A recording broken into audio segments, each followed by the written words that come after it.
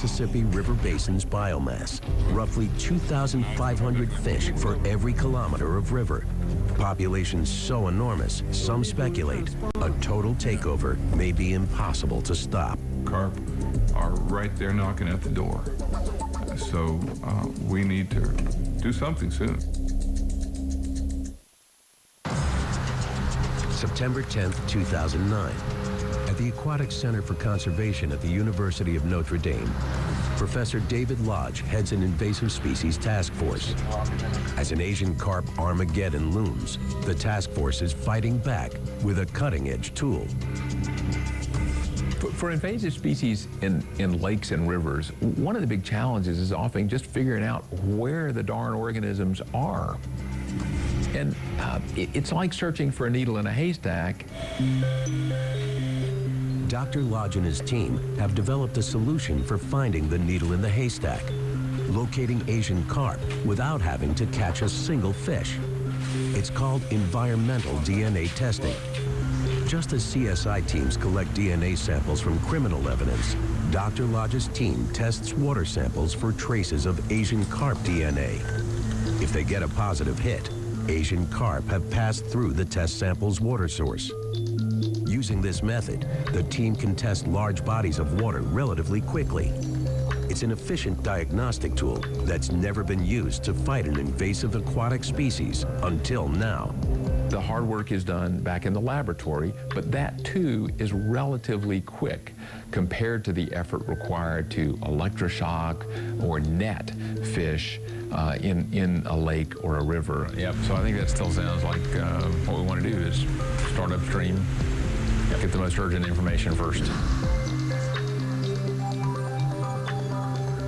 Armed with breakthrough genetic detection, Professor Lodge's team heads to what may be the single most dangerous Asian carp frontline, the Chicago Sanitary and Ship Canal.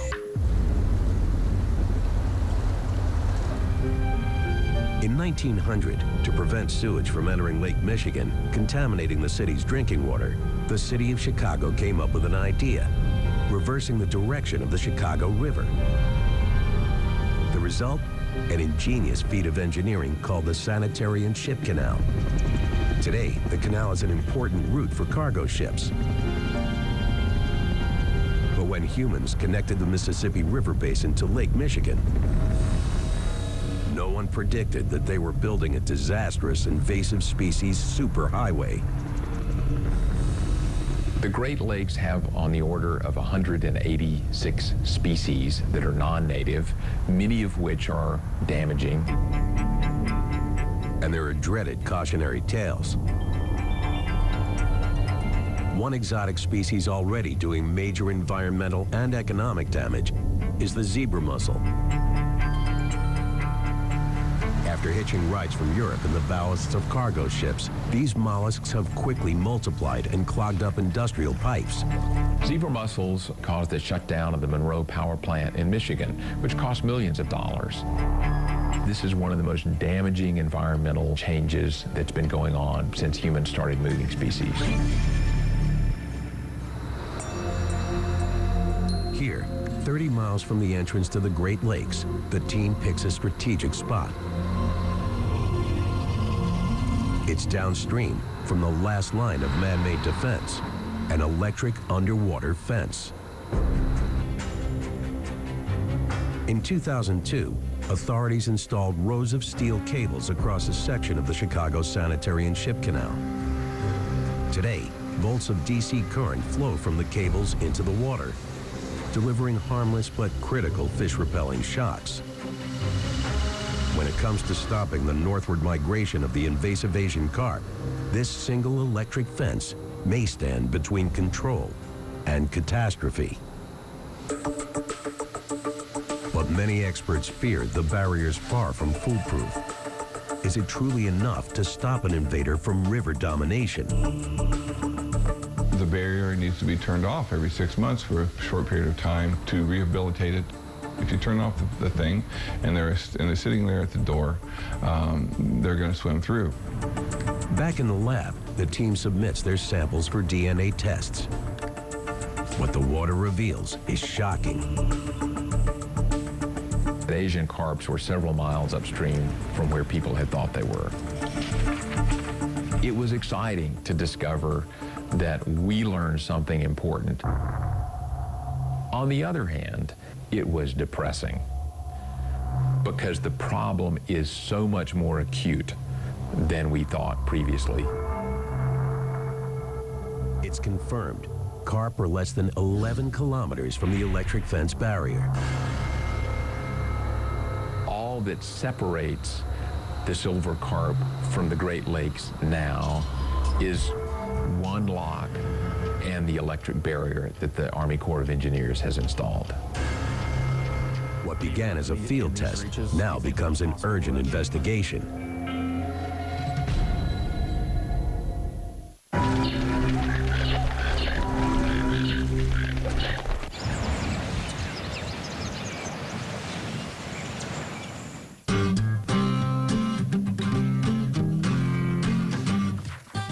După ce mănânci sau bei, nivelul pH-ului din gură scade periculos de mult. Iar asta este o veste rea pentru dinții tăi. Mestecă Orbit pentru a restabili nivelul optim al pH-ului. Pentru dinți sănătoși, mestecă Orbit după fiecare masă. Orbit pentru dinți sănătoși. Mănânci, bei, mesteci Orbit.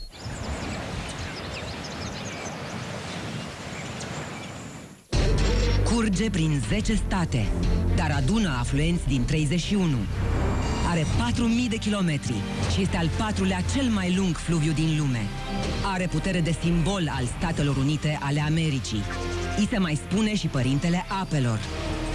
Oamenii îl iubesc mai mult decât pentru frumusețe, căci puterea sa fascinează. Mississippi, în fiecare marți la 7 pe Net Geo Wild.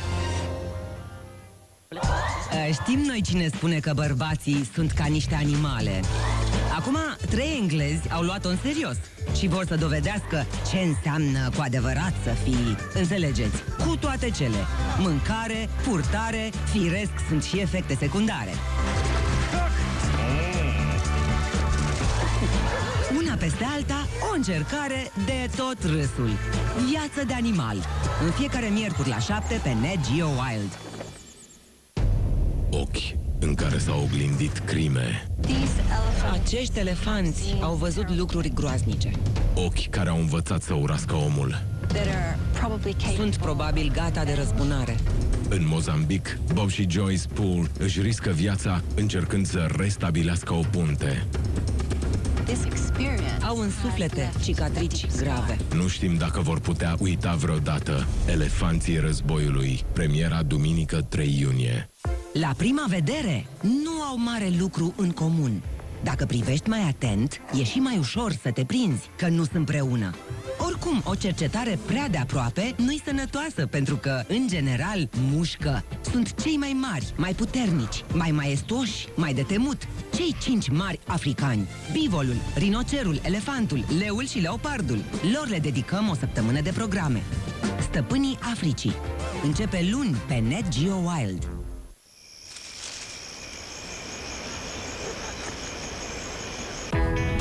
Ei sunt Bud și Carrie. Casa lor, numai casă nu se mai poate numi. Dă hiena azi un pupic? Nu e animal căruia să nu-i întindă o mână. Grădina zoo de acasă. Pe Net Geo Wild.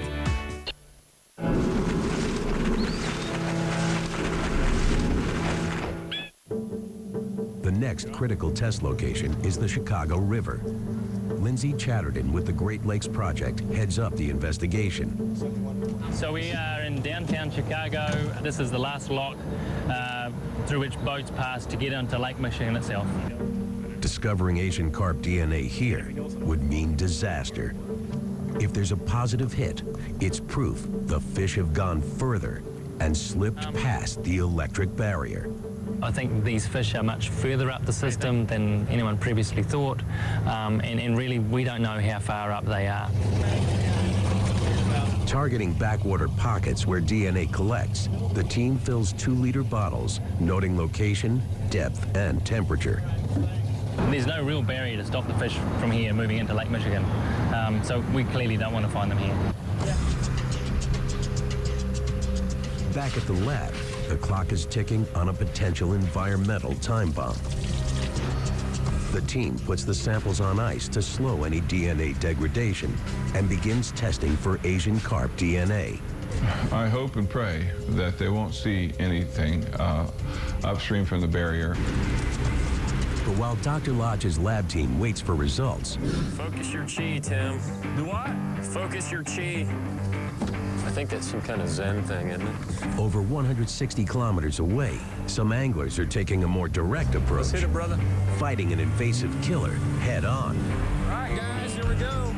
August 22nd, 2009, 251 kilometers from the Great Lakes, Peoria, Illinois. Zach Naden is a lifelong fisherman and pioneer of an unconventional catch technique, aerial bow fishing. It's like, oh my God, I can't believe I shot a fish out of the air. I mean, it's so unorthodox. These fish are actually up in your face, and you know, it's like a combative sport.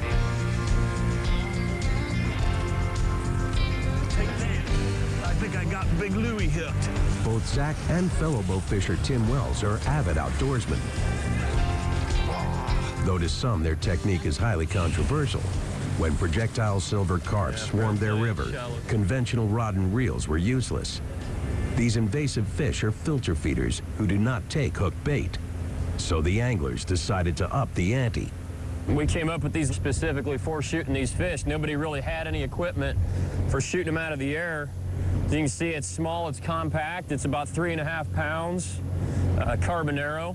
And this reel here has got all the line here in the bottle. Come on, boys, say cheese. Zach and Tim scour the river for pockets of aerial intruders. I smell blood in the water, brother. Let's get it, man, let's get it. Fish on!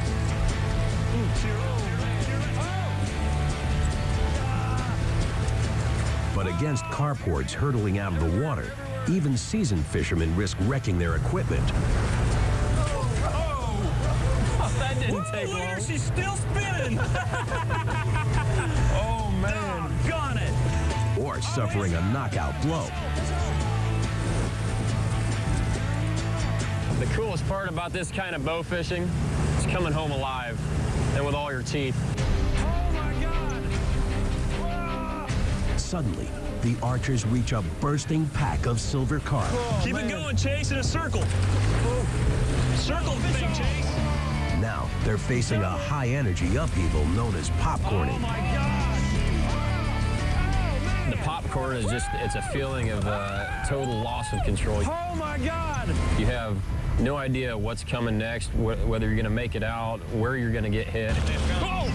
It's, you just got to kind of grit your teeth and bear it. That's what we're looking for there, folks. That's, whoa! Slow us down, Chase, slow us down. Zach fires his bow. Fish on, fish A on, direct fish hit. on. Boom, shakalaka. Reeling in the line, Zach heaves his catch on board. It's a monster. Man, now that's a fish. That's a That's giant a there. giant. Wow. That's one of the bigger ones we've taken this year. Dude, that's about the biggest as they get, man. That's, you're Wow. right at the record right there. We've got a giant Asian silver carp. Hold him out here in the sun. He's over 25. He's over 25 pounds easy. Easy. He's probably about 34, 35 inches long. Just solid muscle. His head, solid bone. Solid bone. That's what gets you hurt when they jump in. That's what you feel when these fish hit you. It's just one fish, but it's also just the beginning. Oh, yeah. Look at that. Zach and Tim routinely land 100 carp in a single afternoon. Fish on. Oh!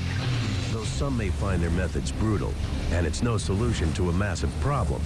To the sportsman, it's a direct way to kill at least a few specimens of an environmental menace, threatening an entire ecosystem, one fish at a time. 9 out of every 10 fish right now is an Asian carp. So that's the problem we're facing right now. Oh, my God. September 11th, 2009, back at South Bend, Indiana's University of Notre Dame. Scientists know all too well it will take far more extreme measures to end the Asian carp blight. Using their unique forensics DNA testing, Dr. David Lodge and his invasive species task force await the results of the latest water sample. It's devastating news. Some of the samples test positive for Asian carp DNA. Asian carp have breached the electronic barrier. The trouble with the work we've been doing is we keep pushing the limits and we keep finding carp. But identifying traces of DNA just past the barrier doesn't yet prove a critical mass of fish have infiltrated Lake Michigan. Further evidence is needed. Facing this nightmare scenario, Dr. Lodge's team heads out to find answers to this alarming and now pressing question. Are they arriving at an ecological crime scene too late? Are the fish already colonizing Lake Michigan? University of Notre Dame researcher Chris Jurdy leads the sampling effort on Lake Michigan. A carp positive out here would cause a lot of concern because this is the whole point, is to prevent them from getting into Lake Michigan.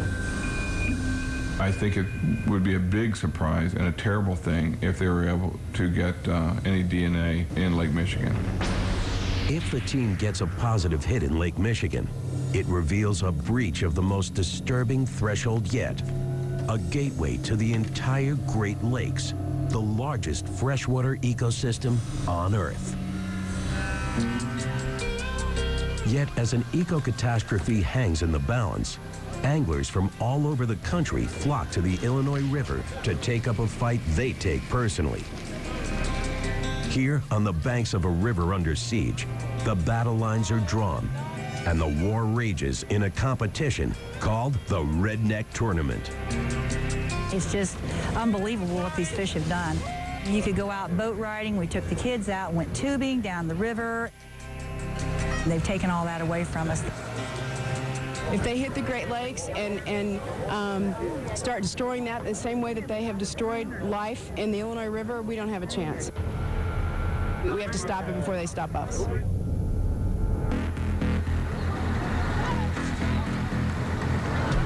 The goal of the tournament is to catch as many airborne carp as possible. Determined, these anglers risk life, limb, and teeth. Rival teams adopt playful names, but their cause is serious. Here, bow fishermen Zach and Tim compete as the maggot eaters.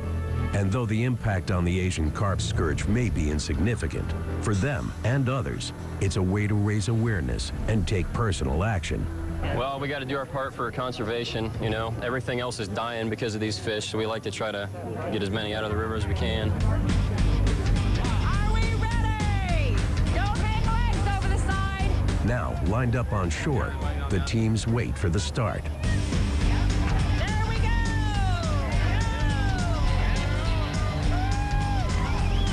As the countdown begins for one of the world's most original, if controversial, fishing contests, people arm themselves with baseball bats and nerve. Against a fish that seems to rain upwards into the sky, a vision fit for a biblical plague. They just fly at you and you really don't know when they're going to hit you in the face or in the shoulder or come in your boat and bleed everywhere.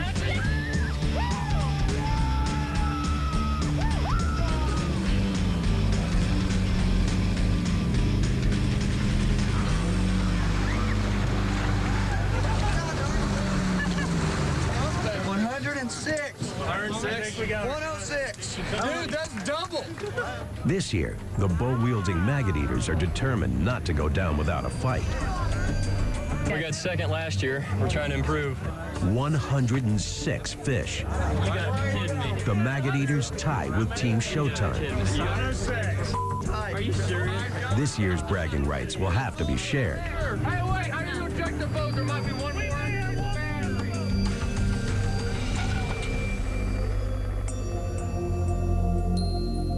In the spirit of victory, it's easy to forget the environmental stakes. In total, competitors typically net over 1,500 carp in a matter of hours. Proof these alien fish are multiplying, destroying the river.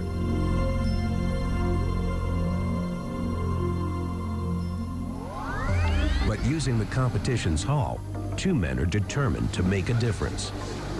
By day, Dr. John Holden and Dr. Tim Leeds work as reproductive specialists.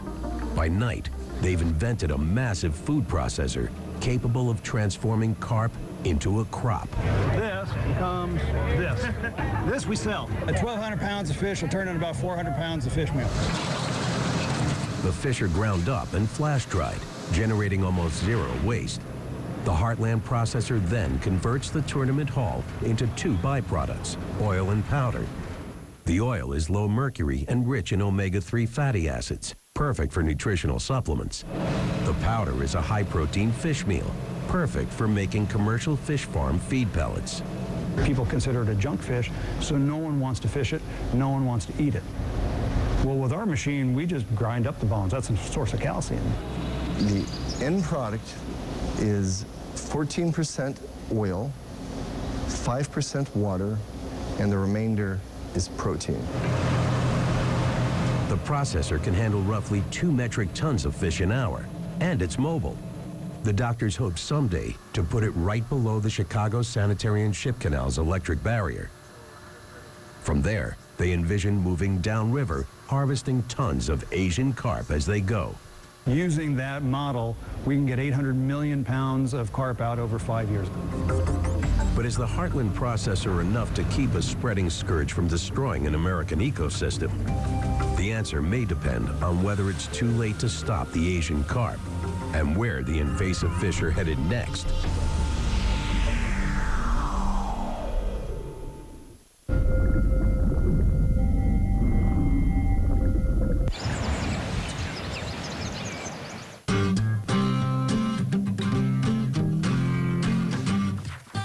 După ce mănânci sau bei, nivelul pH-ului din gură scade periculos de mult.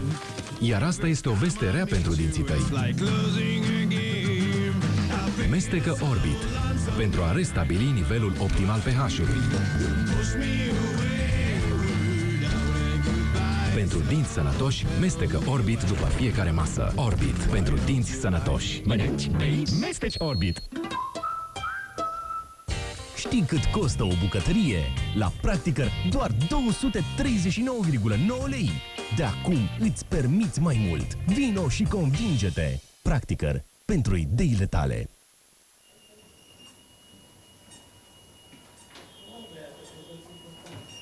Chiar și fără să fii acolo, simți cât de importantă e o secție de terapie intensivă pentru un copil abia venit pe lume.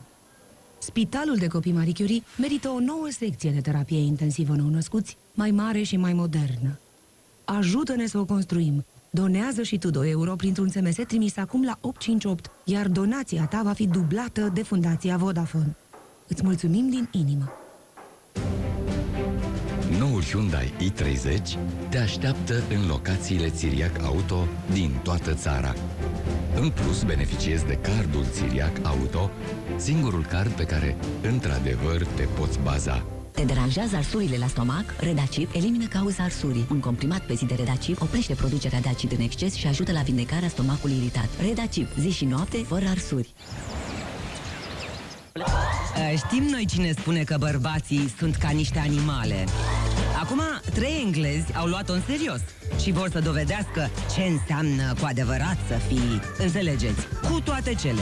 Mâncare, purtare, firesc sunt și efecte secundare. Una peste alta, o încercare de tot râsul. Viață de animal. În fiecare miercuri la 7 pe Net Geo Wild. Ei sunt Bud și Carrie. Casa lor, numai casă nu se mai poate numi. Dă hiena azi un pupic? Nu e animal căruia să nu-i întindă o mână. Grădina zoo de acasă. Pe Net Geo Wild. Wild.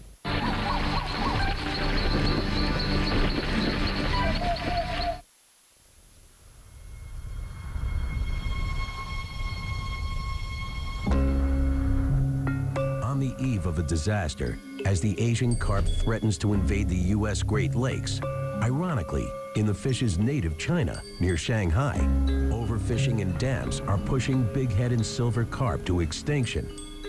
To compensate, billions of Asian carp are now farm-raised. These species constitute about 80% of all farmed freshwater fish production in China. These fish are the staple of the population of China. But stateside, despite urgent headlines of the Asian carp menace, the problem of American tastes persists. Few people here are willing to eat the bony fish. Yet the cost of exporting live carp to China is prohibitively expensive. And efforts to bring the carp into contained U.S. fish farms have only ended in disaster. So disastrous, biologist Dwayne Chapman argues Asian carp escaped into the American wild almost as soon as they arrived, long before the infamous Midwestern flood breaches of the 1990s. We had well-established populations of bighead and silver carp and grass carp in the wild long before those floods. There were very likely many, many escapes because people weren't being very careful. It was a general feeling that these fish were not like our fish. The rivers that they were established in China were not like our rivers, and that we had all these big predators that would eat them up were they to escape, and all of that turned out to be hogwash, frankly. It's another chilling cautionary tale against human intervention in nature. Today, Dwayne and others continue to fight on the ever-expanding front lines. But some predict, unless and until U.S. demand for Asian carp increases, keeping up with their breakneck spawning will be impossible. The carp population will continue to grow exponentially, invading new turf each day. Ultimately, we may be forced into a far more macabre solution. Some authorities are convinced no strategy is complete without a deadly plan of attack. They're devastating the ecology. Poison. Poisons like rotenone have been used very effectively in many parts of the world to eradicate populations of unwanted fishes. But you must have a high willingness to accept the losses of many other species. We do know how to kill Asian carps. We don't know how to kill them without killing lots of other things. To date, poison has been used in limited quantities near the electric fence barrier. But as the clock on these spreading carp is ticking, far more aggressive and deadly measures may be all we have left. And now, one of the 21st century's most frightening environmental questions is contained in a few samples of water.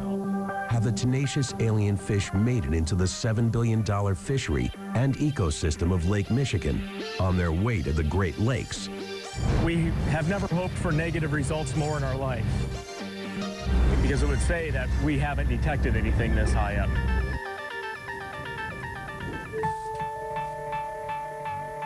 The results are in. Some samples taken from Lake Michigan test positive for Asian carp DNA. Asian carp have breached the electronic barrier and reached Lake Michigan. As alarms sound across the country, it's just the beginning. If Asian carp spawn reaching a critical mass in the Great Lakes, the effects will be catastrophic. If history is any indicator, it would be an ecosystem nightmare. Asian carp devour all plankton, leaving native fish like bass and walleye to starve. In addition, they digest only half the plant matter they eat, excreting waste that can cause a polluting scourge called algae blooms, clogging the water, killing fish, and destroying human drinking water. A $7 billion fishery could swiftly face decimation. And in time, the fish could move on to their next freshwater target. You got to care about what's happening to your grandkids' resources as well. And we sure don't want to see anything like that. The Asian carp population explosion in the Great Lakes. It would be a disaster. It's a vision of invasive species hell. Those trying to stop it share an urgent goal: fight Asian carp by any means necessary.